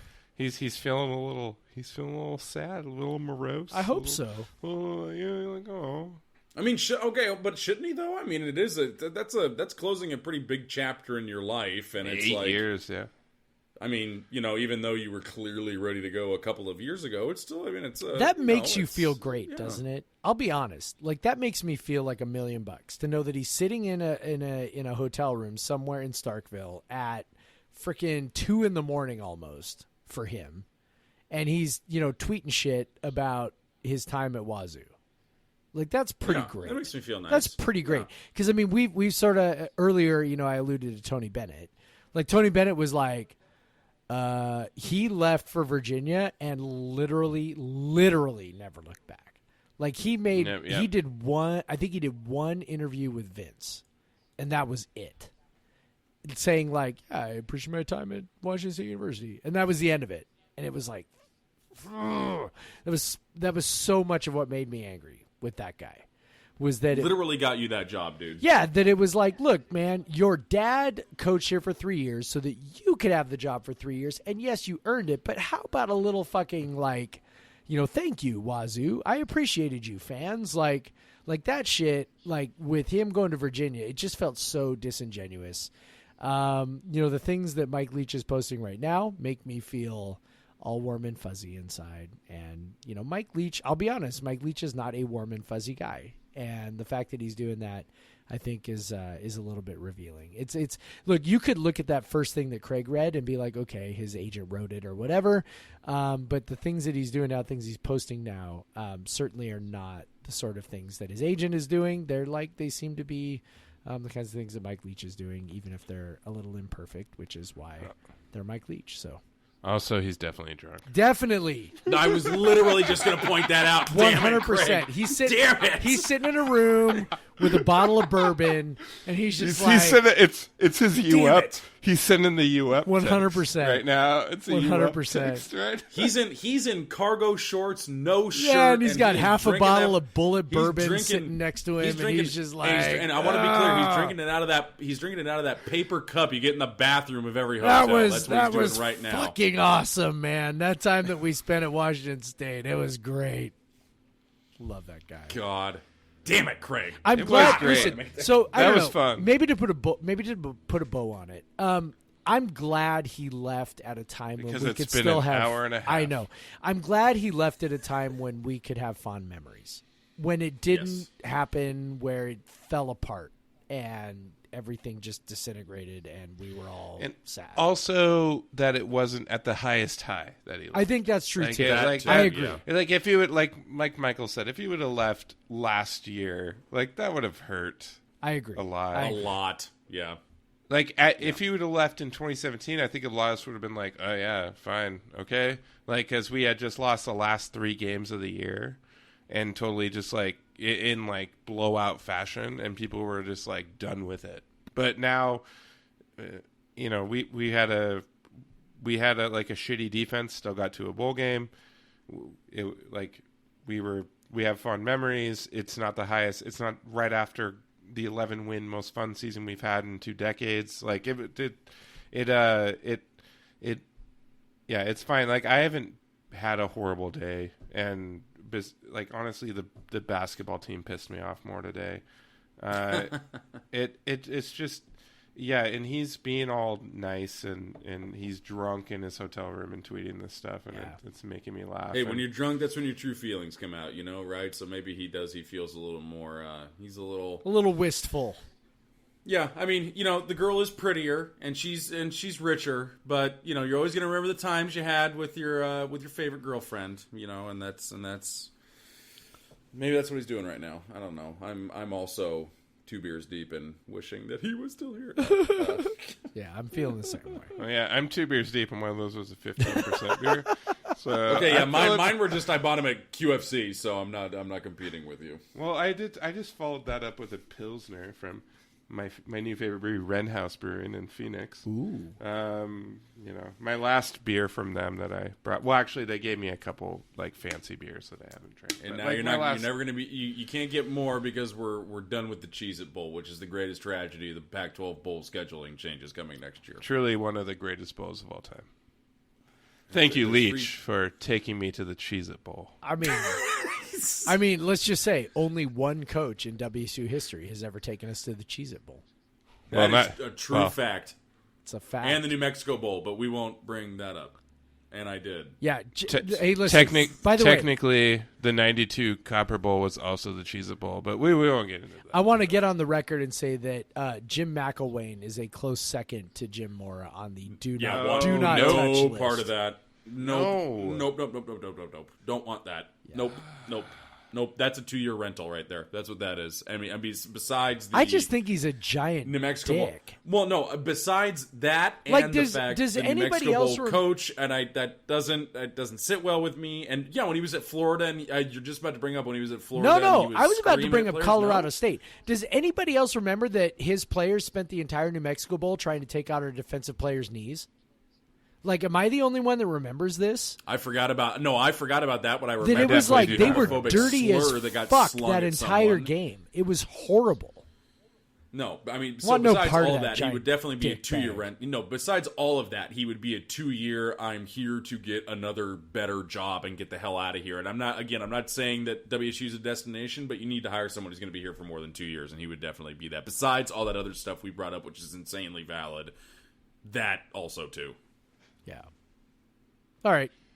I feel better getting that on the record. That's why I've just been trying to like make sure we get multiple things off the record for an hour and a half. Dude, while nobody we ramble is about whatever. listening anymore. We're an hour and 40 into this shit. Nobody else is people listening. Of all the podcasts, I'm listening tomorrow. No, we're the best Kook Talk out there, and I will challenge anybody, and I will fight whoever says otherwise. We are the best Kook Talk there is. Well, How Come at dare us. anyone say otherwise? Come at us, Puckett, and Yeah. Furnace, and those guys in Although, in Spokane. I will say, I really, Patches really, or whatever his name I is. really want a Saturday cast right now. So Kyle and Jeff and Blackie and Gabe, if you are listening, please, for the love of God, please record a Saturday Yes, cast. I want 3 sentences about Mike Leach, and then just talk about like whatever else. Cereal. for- What's Mike yeah, Leach's I don't favorite know. cereal? Like, they'd be all over that. Captain Crunch. Yeah. I don't know. No, the off-brand one, like the off-brand Lucky Charms, which is like marshmallow Mateys. I buy Thank marshmallow you. Mateys for my kids all the time. Oh my god. Marshmallow Mateys, Marshmallow Leach's Mateys. favorite cereal. All right, Do what they else have we got? Marshmallow Mateys in Starkville? What else we got? The Man, most I important- gotta write up. I still have to write a basketball recap. So let's finish this shit. What else we got? I don't know. Hire Harrison. Yeah. I got nothing else. I'm just like now shouting random Yeah, things. I mean, it's that's time for me pretty to good. go. That was pretty probably. good. Hire Rob Akey. Let's bring back the good times. No. Craig, All you are those no longer, Rob you are no longer Akey invited good to my times. home. I'm not sure what the Rob Akey good times were, but WSU fans have a hard on for them. He was Hey, man. intense on the sideline. He was once. hey, That's he what was it the defensive coordinator for the Holiday Bowl in 03 and he's okay. Cool, great. He was also the defensive coordinator for 2004, Yes, he 2005, was. and 2006. Especially 2006. God damn it. Especially 2006. Oh my god, no! That was my freshman year. Don't bring it up, please. God, I Fuck. hate that year so much. That was 2006 was basically the old school version of 2019. Yeah, that's like true. it was the OG. preview to- The it's OG 2019. Except we didn't get to a bowl game Because they didn't have enough bowl games back then. That's all it was. They had to win one damn game in their last 3, and they were favored in I, every I, game. They I couldn't remember manage to do hoping that. that we could go to the Poinsettia Bowl. We didn't. Yeah. We didn't make it. God damn it. I don't even remember knowing what the bowls were, but I didn't care. I just wanted to go. That was Back my then it was senior like if year, you're 6 so- and 6, you're going, I don't know, man. Maybe you'll make a bowl game. I'm not sure. Well, and when you had the walking sweater vest to negotiate for you, it wasn't going to go very well. Now, was it? No. Nope. You guys need like a segment at the end of these to like wrap it up cleanly. Yeah, don't. but that's Like, but be see, like Michael, that's the something. beauty of our podcast. Again, The versus charm of our yours. podcast. The is charm like, is we just kind of How the fuck do we end Go, this? I guess we should stop. How are we getting out of here? I don't know. It's like an just keep escape. talking It's like an until it escape room. ends. Like it's like an escape room without, without people. Yeah, who you can have actually you find have the to escape. find the key behind the book, but first you have to find the other 12 things before right. you get to the key behind the book. right. All right? I did an escape room with my kids one time. That was Did you win? God, now we're going. Did you escape? eventually. You beat the time.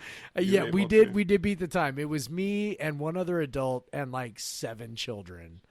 And you guys will So be they were all worthless. you guys will be shocked Thank to learn this, but the children were completely useless. Like they're running around. No, like the best part was they're running around just like tearing shit apart. Like the whole thing. They're like opening books and like throwing things and like tearing things apart, like looking for clues. And I'm like, I think you might be missing things if you do it like this, just so you know. And they're just like, I don't care. And I'm like,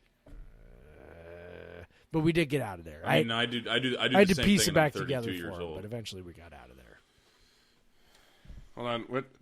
What is Here Come the Pups? Oh, it's a Paw Patrol. I don't know. Nothing Oh, about Paw Patrol? Dude, like, so does B watch Paw We just Patrol? bought my nephew. We just bought my nephew a Paw Patrol toy. Does for B watch Christmas. Paw Patrol? No, Bia hasn't watched any Paw Oh, Patrol. dude, you are missing out. She does not need be submitted to that libertarian propaganda so early in life. Dude, Paw Patrol. I loved that show when my kid was young. My kid doesn't watch Paw Patrol anymore. My youngest. He's outgrown that now. But, Michael, get ready. Oh yeah, no, I'm thrilled for Mickey Mouse Clubhouse. That's what I'm looking forward to. Mickey man. Mouse Clubhouse. Come inside, it's fun inside. Come inside, it's fun inside. Learn that hot dog dance. That's right. Hot Fun- dog, hot dog, hot diggity Hot dog. diggity Fun fact. Dog, hot dog, hot diggity dog. Fun fact, they haven't even made a new episode of that in like 6 years. Doesn't matter. Does not matter. Not even. Hey, man, not that's- even a little. Mick- bit. It's Disney. It's power of Disney. Mickey Power and the of Disney Roadster Racers, rest in peace, now called Mickey's Mixed Up Adventures. Whoa, that sounds like some sophomore high school level, after school special drama for Mickey. A little bit. It's the exact same show. Yeah. You'll, Put a new name on it. you'll also learn that the Happy Helpers are fucking trash at Happy Helping. I think whoever wrote that had a really bad experience with a general contractor once, and they're like, "Fuck general contractors! I'm just going to show how bad they are. These Happy Helpers will ruin everything all the time." My God, this podcast has run so far. Do off the not, rails. Pat Chun, do not hire the Happy Helpers to run the football program. Yeah, It will be a fucking disaster. yeah, we will riot. Oh my god, that's perfect. On that note, On that note, subscribe, yeah, rate us 5 stars. 5 stars. This has been the CougCenter Hour. Wait, what? the Coug. confused It's like the about where I CougCenter am. Hour with swearing. Follow motherfucking Michael Preston Yeah. at RM Preston on Twitter. Yeah, Listen to his podcast. So you're obviously, if you're subscribed to this, you're subscribed to it as well. Yeah, you're listening to mine too, hopefully. So that's just give us more money, please. Follow Jeff at Pod versus Everyone. If you want to send us an email, which no one ever does. nope. It's also, I haven't mentioned the email in 6 months. It's podcast versus everyone at gmail.com. You can follow me on Twitter at the Craig Powers. Again, like and subscribe. Tell your friends. This might be the first time you've ever Yeah. listened to this because Mike Leach just left, or it's the only other one you've listened to was the Apple Cup preview. Who knows? That's right. But thank you for listening, and go Cougs, guys. Go Cougs. Michael. Oh, go Yeah, Cougs. there we go. Thank you.